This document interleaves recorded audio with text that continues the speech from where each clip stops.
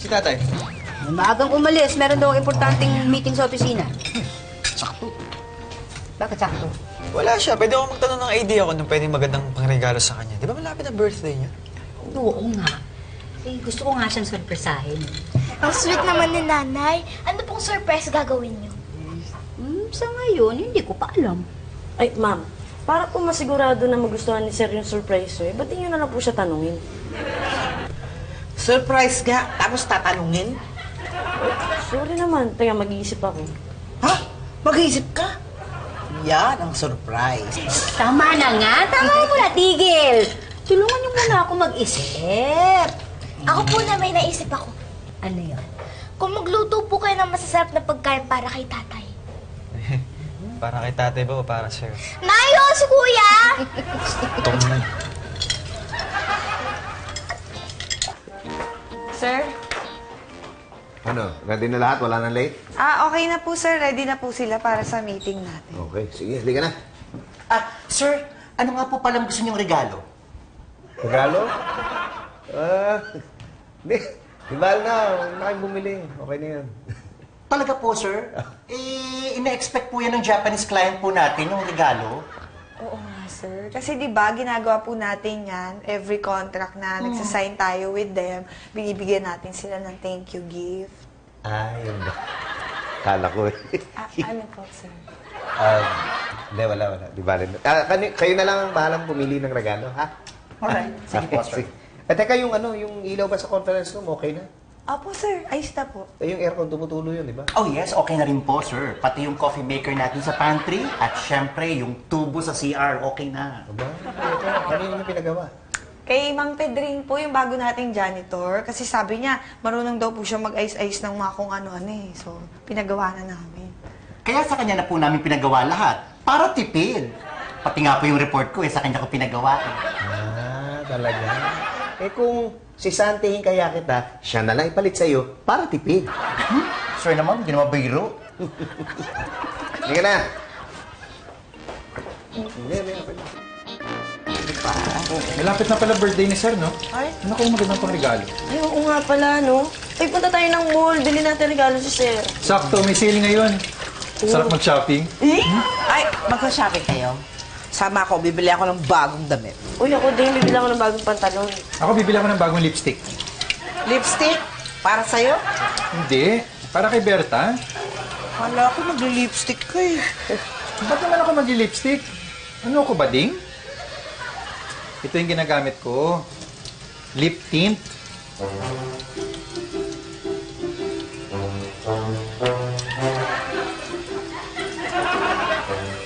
Ano? Effect ba?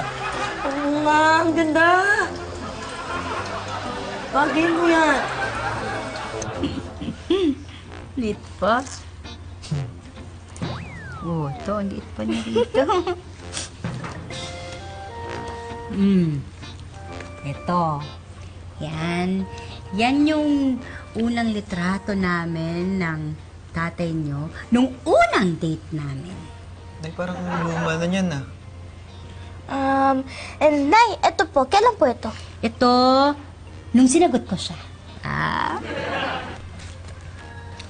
Ay, ito na. Yan, nung unang nagkatrabaho ang tatay nyo. Lumabas din kami niyan para kumain ng siopaw. Masarap po ba, Nay? Ay, oo. Masarap talaga ang pakiramdam kapag kasama mo yung mahal mo kahit gaano kasimple yung ginagawa nyo. Ay, hindi po, Nay. Yung siopaw po, nagugutom po ako sa mga kwento niyo eh. Kung talaga kailan pagkain iniisip mo. Punta ka kay Ate Baby, may merienda doon. Tapos dalan mo ako, ha? Yay! Ito. Yan. Oo. Eh, sandali lang ha. Pansin ko lang, parang kakaiba yung sapatos si tatay dito. Parang pare-pareho sa lahat ng pictures niya. Kasi yan yung paboritong sapatos ng tatay niyo noon. Kasi daw matibay at saka komportable. Asan na yung sapatos na yan? Ay, hindi ko na alam. Baka naipamigay na. Kung yan na lang kayo regalo niyo kay tatay. Paano ireregalo? Maghanap kayo ng ganyang sapatos, tapos yun ang bilhin niyo. Sigurado matutuwa yun si tatay. Oo nga po, Nay. Makakahanap po tayo niya sa mall. May mga ganyan pa ba? Oo, kahit saan namang mall, meron yan eh. Ma'am, magbo-mall po kayo. Oo nga, ma'am. Sama niyo kami. Sige na. Ma'am, may sale dun po ngayon. Up to 99%. Oo. Sige, mabihis kayo. Shopping! Shopping! Shopping! Tara guys, sa tayo, dali! Yan, pakita natin ngayon yan para malaman natin kung may ganyan nga sila. Pwede po ba kumain muna tayo? Mamaya na. Sikasuhin mo natin sa para si tatay. Oo nga naman. Oh, magtanong ka dyan, oh. Sige. Miss, meron ba kayong ganitong klaseng sapatos?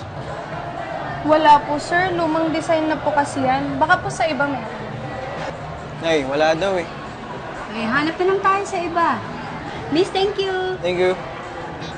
Asan ang kapatid mo?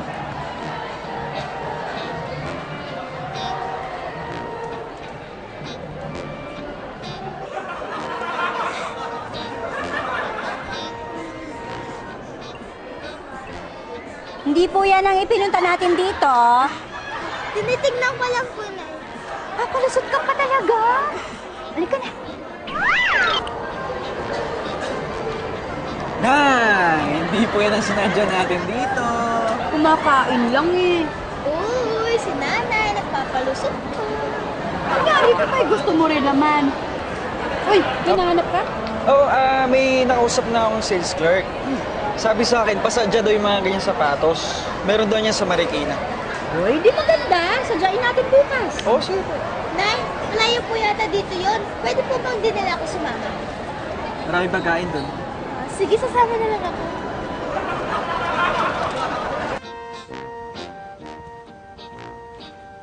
Mang Celso? Mang Celso? Ma'am Elsa, kayo pala. Magandang umaga po. Magandang umaga.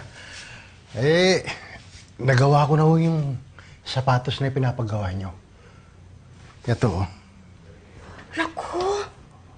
Ay, ang ganda naman po! Ang galing nyo! Upo kayo. Salamat po. Nahirapan nga akong gawin yan eh. Alam nyo kasi, lahat ng hulmahan namin, nasira na eh. Lalo na yung design yan. Magdamag ko kong ginawa yan eh. Kaya nahirapan akong gawin ko. Salamat po. Alam nyo, buti na lang talaga nakilala ko kayo. Ang dami na po naming napuntahang lugar. Wala silang ganitong klaseng sapatos. Kami lang naman ho talagang gumagawa ng design na yan eh. At dahil yan ang huling sapatos na ginawa ko, lalo ko pang pinaganda yan at pinatibay. Salamat po. Sigurado po ba kayong ibibenta nyo na itong sapatusan nyo? Hindi ko nga alam eh. Hanggang ngayon, nangihinayang pa ako eh. Kami rin po ng asawa ko nangihinayang eh. Kahit naman, sino siguro? Talagang mahal na mahal niyo po yung paggawa ng sapatos, ano? Oo naman. Alam mo kasi, ang paggawa ng sapatos eh, parang pagsasama ng mag-asawa yan eh. Pinaglalaanan ng panahon, pinagsisikapan para mapatibay at tumagal ng mahabang panahon. Kaya,